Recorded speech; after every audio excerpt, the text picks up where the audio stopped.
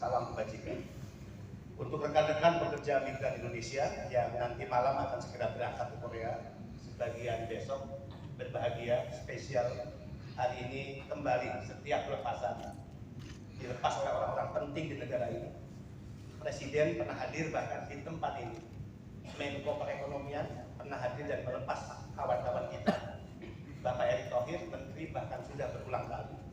Para anggota DPR, tokoh-tokoh penting, para politisi, tokoh-tokoh pergerakan hadir juga di tempat ini. Hari ini kita didatangi atas undangan BP2 ini orang-orang penting di negara ini. Yang pertama, Bupati Jemberana Bapak Inengah Tambah Esa. Kita berikan aplaus. Hadir juga ini senior saya. Sekarang beliau komisaris PT Perusahaan Listrik Negara, sebelumnya di KSP, yaitu Bapak Eko Sulistyo. Kita bersama. Hadir juga kawan saya di jalanan dulu, ya, bersama-sama menggulingkan kekuasaan yang dipimpin oleh Presiden yang dikenal sangat diktator 32 tahun, Soeharto, aktivis 98. Sekarang beliau ketua Repden, ketua umum, ya, ketua PDI Perjuangan Tangerang Selatan, dan terakhir jabatannya sekarang beliau adalah staf khusus Menteri Pendayagunaan Aparatur Negara Reformasi Birokrasi. Bapak Wanto Subrito Eko. Saya mendapat kunjungan kehormatan hari ini tadi pagi di kantor. Saya bawa keliling, datang ke Comment Center. Saya ajak ke lantai 3 bagaimana proses penempatan G7 dilakukan, kesiapsiagaan staf-staf kami di kantor, dan juga sistem SIPAS. Kita perlihatkan secara transparan, terbuka, ya, yaitu seorang PMI Korea sudah 8 tahun bekerja, setiap tahun bisa mengirim 20 juta untuk keluarganya, tidak hanya sebagai pekerja penghasilannya, tapi juga sebagai YouTuber sekarang, ya. 2 kali re-entry akan berangkat kembali di awal tahun 2023. Apa pengembangan bisnisnya, sudah punya kos-kosan, dan beliau membeli tanah di berbagai tempat sebagai investasi. Ya, kita perkenalkan ya, Mas Kulis Pandi, ini Mas. Nanti lihat channel YouTube-nya ya, Rudy C, ya, channel YouTube-nya. Hadir juga seorang produser film, sutradara sangat terkenal, ini asal dari Bandung, Mas Pamliani. Mana beliau ya? Mas Pamliani mana? Lagi keluar ya? Ya biasa sutradara bisa keluar bisa masuk kan? Pak Bupati, Mas Eko, kemudian juga Mas Wanto, saya ingin laporkan di hadapan bapak-bapak yang terhormat, alhamdulillah tahun 2022 setelah 2 tahun karena pandemi COVID, beberapa negara ditutup, pekerja kita tidak bisa masuk ke negara di mana penempatan, termasuk Korea. Alhamdulillah, sejak dibuka kembali Korea di tahun ini, per hari ini dihitung untuk pelepasan hari ini, kita sudah memberangkatkan kurang lebih PMI Korea 10.823.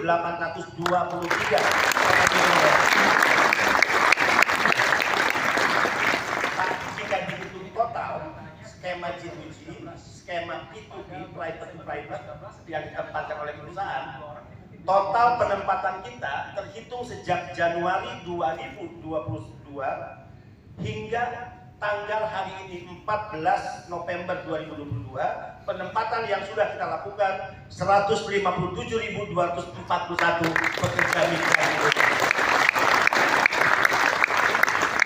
Laporan ini penting karena Pak Wanto kemudian Pak Eko ini pembisik yang sakti, ya. Pembisik yang sakti bagi Mas Wanto kepada pimpinan partai terbesar di negara ini.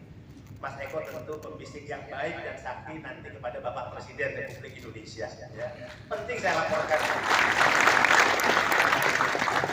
Tidak pernah PMI bermimpi menjelang 2 hari pelepasan bisa menginap di hotel bintang 4 seperti ini. Dan ini tidak pernah terjadi.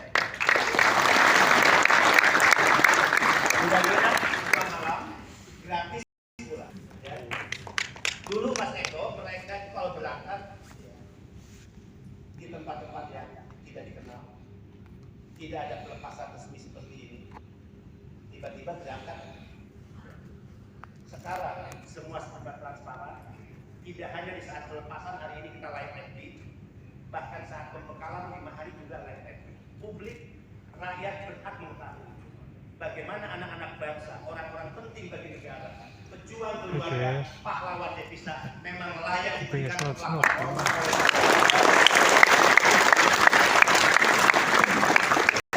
Saya harus mengatakan bahwa kalian orang-orang penting bagi negara. PMI adalah penyumbang devisa terbesar kedua kepada negara ini. 159,6 triliun per tahun disumbangkan oleh Indonesia. Bahkan saya berani mengatakan negara ini berhutang besar kepada pekerja migran Indonesia.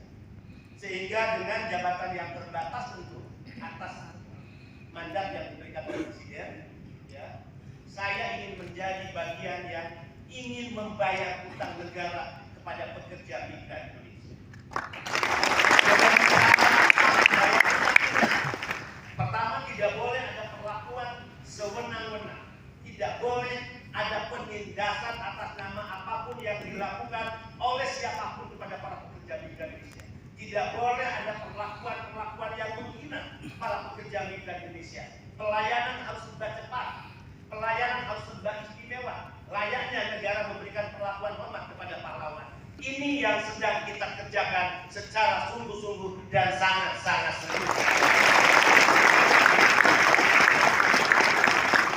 Tapi di tengah upaya kita memberikan perlakuan hormat, pelayanan serba cepat, biaya yang kita coba bantu melalui fasilitas pinjaman KTA dan pun Pak Eko izin kita sedang diganggu terus-menerus oleh pelayanan-pelayanan tidak resmi, penempatan tidak resmi yang dilakukan oleh sindikat dan mafia. Sebagai gambaran, tadi di video awal kita melihat bagaimana korban penempatan tidak resmi yang dilakukan oleh sindikat. Mereka anak-anak bangsa. Dalam catatan saya selama 2 tahun memimpin, kita sudah menangani 80.988 yang dikembalikan dari negara penempatan, dideportasi. Mereka berangkat secara tidak resmi. Kita sudah menangani yang sakit 3.101. Cacat secara fisik, depresi, bahkan hilang ingatan. Rumah sakit Polri dipenuhi atas kerjasama kami dengan rumah sakit Polri. Yang sakit kita terima di tanah air, dirujuk ke rumah sakit, dibiayai oleh BP2MI hingga kembali dalam keadaan sehat setelah proses penyembuhan yang dilakukan oleh rumah sakit. Di luar itu, kita sudah menangani 1.494 jenazah anak-anak bangsa yang kembali dengan pertimbangan tiba di tanah air. Ini menyedihkan. Sehingga saya katakan, insya Allah perang kita melawan para sindikat penempatan ilegal, genderang perangnya sudah kita tabung. Kita tidak akan menghentikan peperangan ini. Negara tidak boleh kalah, negara harus hadir, negara tidak boleh dikendalikan oleh sindikat dan mafia penempatan. Mudah-mudahan tugas sejarah dan ideologis ini tentu BP2MI dibantu oleh berbagai pihak. Saya datang tawaf keliling ketemu dengan Panglima TNI, Kapolri, pimpinan kementerian dan lembaga. Saya memohon kepada mereka agar perang melawan sindikat adalah kerja besar yang tidak bisa dihadapi oleh BP2MI. Kenapa penempatan ilegal masih marak? Pak Eko, Pak Wanto, Pak Bupati. Karena para sindikat ini tidak sedikit mereka dibacking oleh oknum-oknum yang memiliki atribut kekuasaan di negara. Menyedihkan. Saya katakan Anda digaji oleh uang rakyat, Anda menerima fasilitas dari rakyat. Demi Allah, demi Tuhan, tidak ada pejabat negara dari presiden sampai ketua RT di Republik ini yang digaji dari uang nenek moyangnya, yang diberikan fasilitas oleh nenek moyangnya. Demi Allah, semua fasilitas dan gaji para aparat negara di negara ini dibiayai uang rakyat, termasuk dari para pekerja migran Indonesia. Mantap jiwa, guys. No, bohong itu. Kayak mancing TV ya.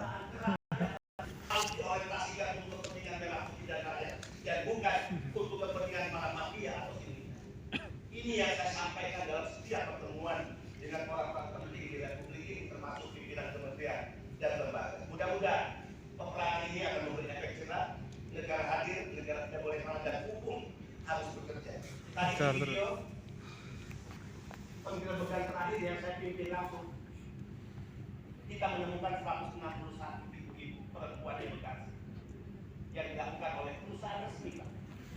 Sehingga saat konferensi saya sebut nama perusahaan, saya sebut nama pimpinan dari perusahaan. Kita nggak mau tertutup. Ini era keterbukaan. Dan sekali lagi, tidak boleh di kepala, di otak para sindikat seolah-olah karena mereka punya uang, seolah-olah dengan uang mereka bisa mengendalikan negara ini dan bisa membeli aparatus negara yang bekerja harusnya untuk rakyat dan juga untuk para pekerja migran itu. Tidak boleh. Terima kasih atas kehadiran orang-orang penting. Kita ingin memperbaiki tata kelola penempatan. Jadi nginep 2 malam ini gratis, Pak Bupati, dibiayai oleh BP2MI. Saya tanya dulu sebelum terbang nginep di Wisma bayar atau tidak? Dulu bayar kan? PMI dikutip bayar. Dulu prelim pembekalan 5 hari bayar atau tidak? Bayar. Jadi prelim 5 hari mereka harus bayar, Pak. Dikutip oleh negara, oleh BP2MI. Menjelang terbang seperti ini dikutip oleh negara, oleh BP2MI. Saya berpikir sederhana. Ada penempatan swasta, kalau swasta ngutip wajar, mereka berbisnis. Negara mengontrol kutipannya wajar atau tidak. Tapi jika penempatan oleh negara, jitu negara ngutip, negara mengumpulkan uang dari para pekerja migran Indonesia, berarti kelakuan negara adalah kelakuan swasta. Ini tidak boleh terjadi lagi di era Presiden Jokowi. Mantap jiwa, guys. Hari dibayar biayanya oleh BP2MI. Nginap, makan, minum, demikian juga penginapan selama 2 hari di tempat dibiayai. Mereka orang-orang gagah, anak-anak muda kebanggaan keluarga, orang-orang terpilih. Kalian layak dilepas oleh orang-orang penting di negara ini. Ini bentuk penghormatan negara. Dan terakhir, Pak Bupati, Pak Wando, negara sekarang memberikan berbagai fasilitas sebagai bentuk penghormatan. Saya katakan, tidak ada kepala pimpinan lembaga pemerintah yang bekerja atas dirinya sendiri. Tidak ada, kecuali dia adalah pembantu presiden. Jadi yang dilakukan oleh BP2MI, transformasi yang sedang berjalan, itu tidak semata-mata ya apa yang menjadi program BP2MI, tapi semua itu adalah perintah Presiden Republik Indonesia yang memiliki kepedulian kepada rakyat dan kepedulian kepada pekerja migran Indonesia.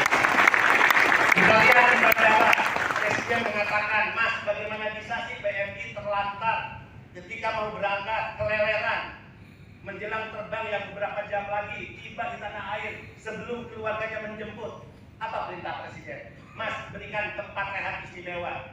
Kenapa orang-orang penting selama ini bisa menikmati lounge? Kenapa orang-orang penting pengusaha karena dia punya uang bisa menikmati lounge? Kenapa para pahlawannya bisa? Tidak. Perintah Presiden dibangunkan lounge untuk pekerja migran Indonesia.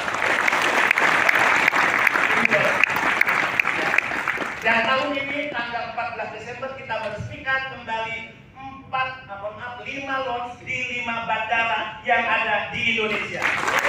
Semarang, Mataram, Kuala Medan, Denpasar Bali, dan Bandara Juanda Surabaya. 5 lounge fast track sekaligus.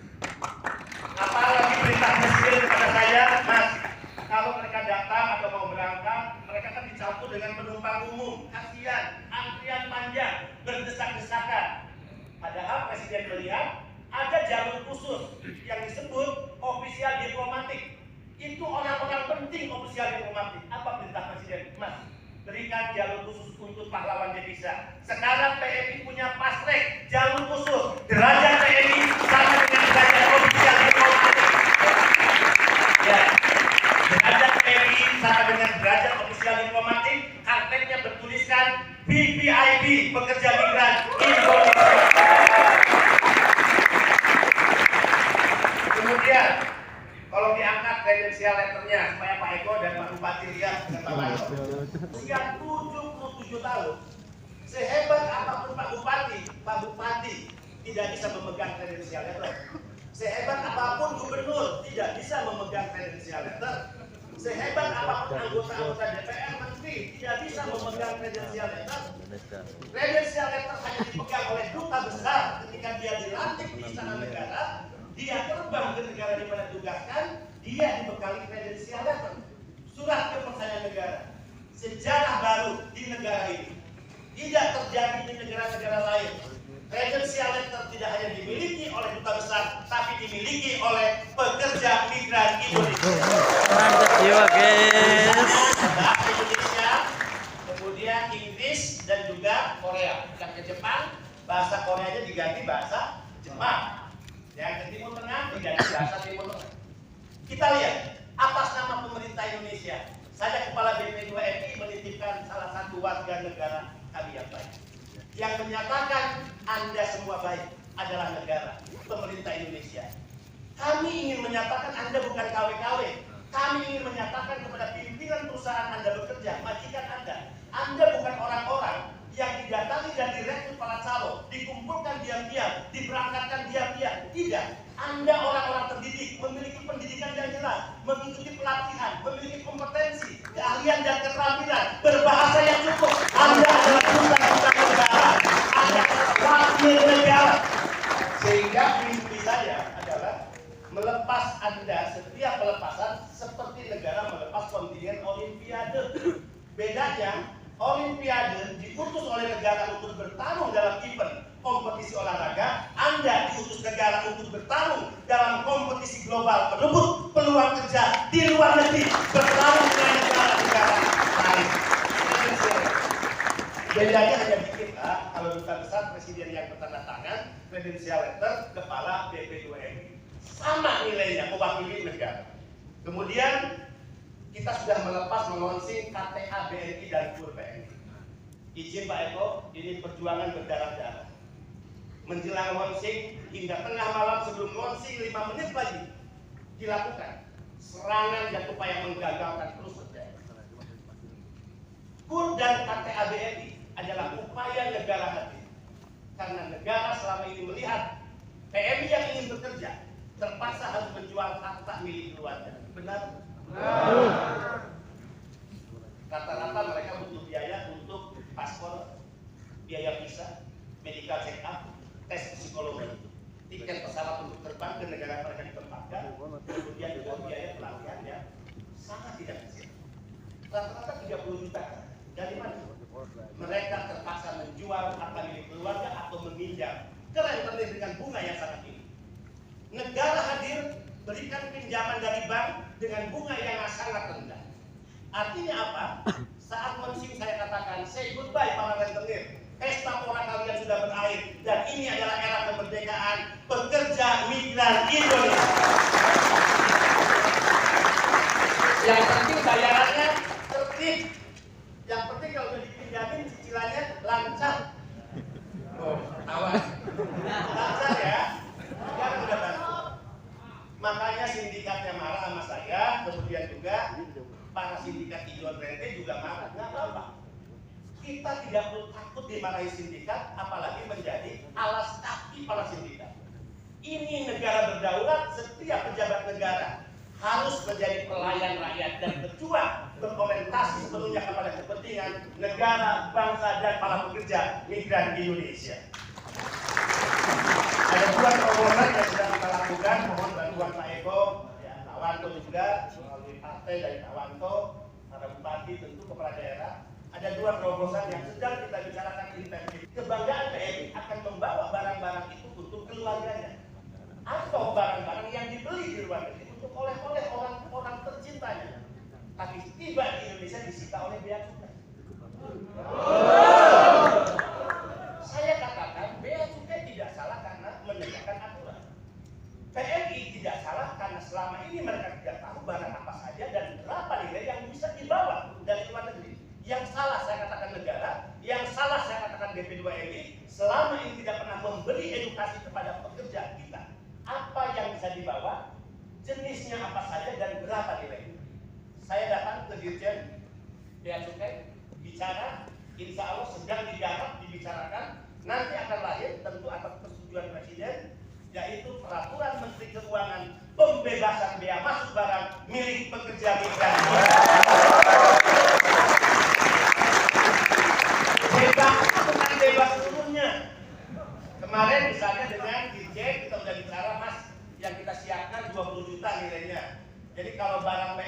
masuk senilai 30 juta, 20 jutanya diskon dari negara, cukup dibayar 10 juta. Negara hadir. Kemudian di aturan itu akan disebutkan jenis barang apa saja yang bisa dimasuk. Kalau barang baru misalnya apa, kalau barang bekas apa. Jadi PMI sebelum kembali ke Indonesia, dia sudah tahu apa yang dia harus bawa, seberapa banyak dan seberapa nilai. Doakan agar peraturan ini segera keluar. Yang kedua, saya intensif dengan Kementerian PUPR. Ya. Saya berpikir di kantor, di ruangan, di rumah.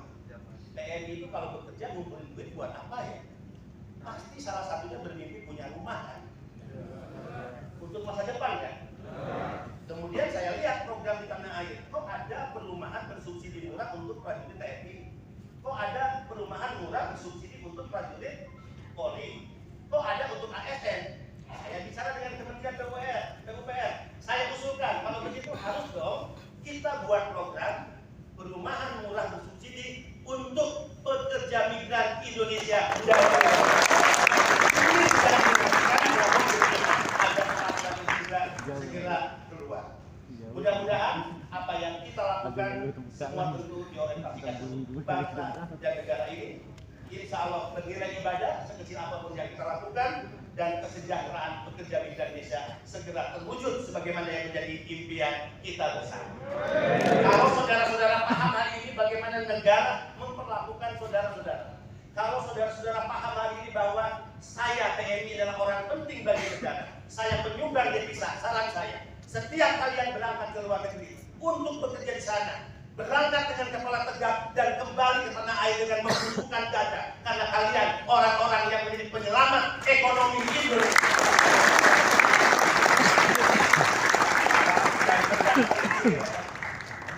Sekali lagi Presiden hadir di tempat ini saat tanggal 12 Oktober, mohon maaf 17 ya, Oktober, dan Presiden menyampaikan pesan sekali lagi. Negara akan hadir memberikan perlindungan dalam bentuk apapun kepada setiap warga negara. Hukum tertinggi negara adalah keselamatan setiap warga negara. Terlebih untuk pekerja migran Indonesia yang berangkat secara resmi, sebelum Anda berangkat, Anda sudah dalam perlindungan negara. Selama Anda bekerja dalam perlindungan negara, setelah Anda kembali, Anda dalam perlindungan negara.